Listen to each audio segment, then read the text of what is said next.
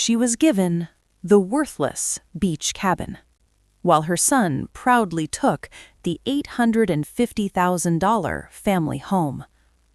2 weeks after her husband died, he kicked her out.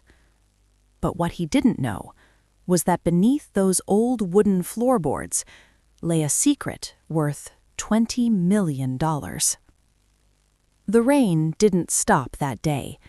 It fell quietly, almost respectfully, as people gathered around the grave. Margaret stood still, dressed in black, hands trembling slightly, not from the cold, but from the emptiness. 42 years of marriage, gone. She glanced at her son, Daniel. He stood a few feet away, scrolling through his phone. Not a tear, not a single glance her way. And in that moment, she felt it. Not grief, but distance. 2 days later, they sat in the lawyer's office. The air felt heavy. Margaret held her purse tightly as the lawyer began reading. The family home, valued at approximately $850,000, will be inherited by Daniel. Daniel nodded, almost expected. Margaret said nothing. Then came the next line. The beachfront cabin is to be inherited by Margaret. Daniel smirked. Oh, the old cabin? That thing's falling apart. Margaret forced a smile. Yes, your father loved it. Daniel shrugged. Well, at least someone has to take it. It didn't take long. 14 days. That's all it took. Mom, I think it's time you move out. Margaret blinked. Move out? This house is mine now. I'm planning renovations. Maybe rent it out or sell it. She stared at him. This is my home. He sighed, impatient. You have the cabin, don't you? That place is barely livable, Daniel. Not my problem. And just like that, everything changed. She packed quietly. No arguments, no tears, just silence. As she drove toward the coast, the road felt longer than ever. Each mile carried a memory. Laughter, family dinners, holidays, all fading behind her. The cabin stood alone, facing the ocean. Old, weathered, but still standing. Margaret stepped out of the car, the wind brushing gently against her face. For the first time in days, she felt something.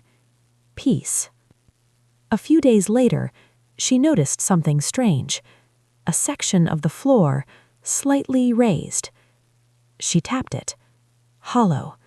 Her heart skipped. Slowly, she lifted the wooden board. Underneath, a small metal box, dust-covered, locked.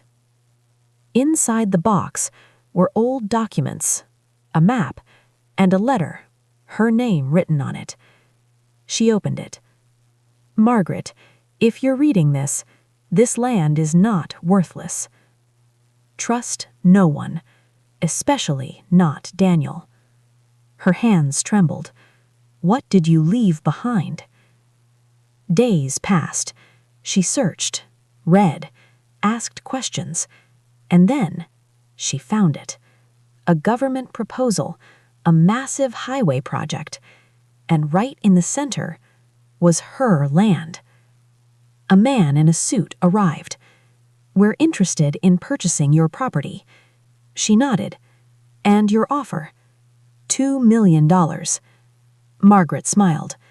My husband always said this place was special. The man leaned forward. We can negotiate. Something had changed. She wasn't the same woman anymore. She studied, she learned, she negotiated. And when the final offer came, it wasn't $2 million, not $5 million. Pause. It was over $20 million. Months later, she stood at her old home. Daniel opened the door. Mom? Pause. I just came to check on things. He looked uneasy. "I didn't expect you." "I know." "You chose quickly, Daniel." "I thought the house was the better deal." Margaret nodded. "Yes, you did." She didn't argue, didn't explain, didn't need to. Because sometimes life teaches the lesson better than words ever could. The cabin may have looked worthless, but it held something far greater: truth, patience, and the quiet power of being underestimated. Sometimes what people throw away turns out to be the very thing that changes everything.